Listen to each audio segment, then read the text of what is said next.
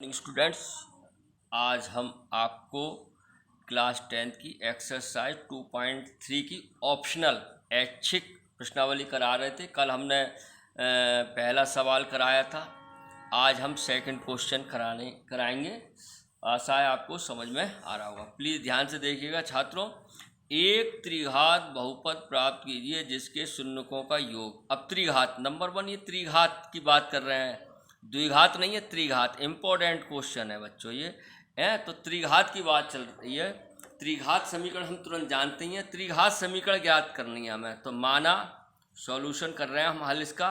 माना त्रिघात समीकरण मैंने लिखवाई थी, क्या है, क्या मानेंगे, ax³ plus bx² plus cx plus d है।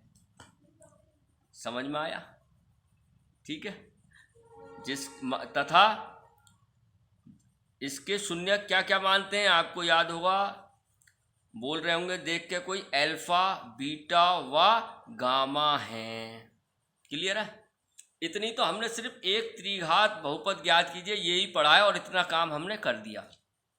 मैंने आपको पहले क्या था, ये आपको याद करनी पड़ेगी। ये मानक समीकरण है त्रिघात बहुपद का। अब आगे पढ़ते हैं। जिसके शून्यकों का योगफल, देखो शून्यकों का योगफल आ गया। शून्यकों का योगफल मतलब क्या हुआ, गिवन। गिवन का मतलब होता है दिया है या ज्ञात है। शून्य, अब शून्य की यही तो है, तो शून्यकों का योगफल यही तो होगा बच्चों। शून्यकों का योगफल हो गया। मैं ध्यान से देखना, दो शून्यकों को एक साथ लेकर उनके गुणनफलों। अब दो शून्यकों को तीन सूत्र है, दो शून्य जैसे लेते थे अल्फा बीटा, दो शून्यकों को एक साथ लेकर उनके गुणनफलों का योग। योग क्या होता है, ये alpha beta plus beta gamma plus gamma alpha बराबर, यही तो हुआ। ध्यान से देखना, दो शून्यकों को एक साथ लेकर उनके गुणनफलों का योग तथा तीनों शून्यकों का गुणनफल, तीसरा होता ही है अल्फा बीटा गामा। ठीक है। शून्यकों के गुणनफल दिए हुए हैं सब क्रमशः। पहला वाला तो पहला है, दूसरा वाला दूसरा है, तीसरा वाला तीसरा है। आशा आपको समझ में आया होगा। इंपॉर्टेंट सवाल है। फिर देखो, एक त्रिघात बहुपद प्राप्त कीजिए जिसके शून्यकों का योग, शून्यकों का योग ये हो गया। दो शून्यकों को एक साथ लेकर उनके गुणनफलों का योग, ये हो गया। देखो दो शून्यकों को एक साथ ले किया, उनको गुणन कर, ये गुण ही तो है, उनके योगफलों किया का योग तथा तीनों शून्यकों के गुणनफल क्रमशः दो, तो ये तो दो है, -7 ये -7 है और -14 यही तो मतलब हुआ। ध्यान से देखना, -7 -14 यही तो हुआ। क्लियर आया आपको समझ में? क्लियर है? अब देखो, अब यहाँ पे हम थोड़ा करेंगे एक, अब हम थोड़ा गैप दे देते हैं। अब बात सुन लो, यहाँ के नीचे एक लाइन और आएगी, शून्यकों का योगफल हो गया। और होता क्या है शून्यकों का योगफल, मैं इसके आगे यहाँ कर देता हूँ। अब ध्यान से देखना, ये लाइन के बाद यहाँ लिख देता हूँ, एम्प्लाइज का चिन्ह लगा देता हूँ। उसके मूल शून्यकों का योगफल कितना होता है, -b/a बराबर 2, 1 लगा लो, यही होता है शून्यकों का योगफल। और दो शून्यकों को लेकर उनके गुणनफलों का योगफल कितना होता है, c/a।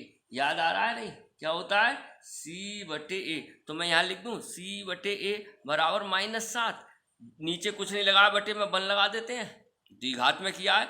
और तीनों शून्यकों का गुणनफल एम्प्लाइज गुणनफल कितना होता है, -d/a, याद आ रहा होगा, बराबर -14/1 लिख दें, नहीं लिख दें? ध्यान से देखो। क्लियर है? ये तो बहुत ही इजी सवाल हो गया। क्यों? क्योंकि a 3 बार आ रहा है, तो तीनों के सामने क्या है, 1 1 1, कुछ नहीं करना है, तुलना कर दो, बस आंसर आ जाएगा। समझ में आया नहीं आया? ठीक है। अतः समीकरण 1 2 3 ये मान लो, समीकरण इसे 1 मान लो, इसे 2 मान लो, इसे 3 मान लो। अतः समीकरण 1 2 व 3 से, अब ध्यान से देखना, तो a बराबर कितना आ जाएगा बच्चों, a के आगे 1 1 1, तो 1 आ गया। अच्छा, b बराबर कितना आ जाएगा, b बराबर आ जाएगा, अब ध्यान से देखना, b तो सिंगल ही है और बराबर 2 लगा है, तो -b बराबर 2 है, तो b बराबर -2 हो जाएगा। c बराबर -7 आ जाएगा। और d बराबर बताइए आप, माइनस माइनस दोनों के आगे हैं तो प्लस हो जाएगा, यानी 14 हो जाएगा। बोलो भाई, अब ये a b c d के मान किस में रख दोगे, ये जो हमने पहली मान रखी है, ये तो द्विघात समीकरण मानी है हमने, हैं? ठीक है, यही तो हमने त्रिघात समीकरण मानी है, सॉरी त्रिघात समीकरण यही तो मानी है बच्चों हमने।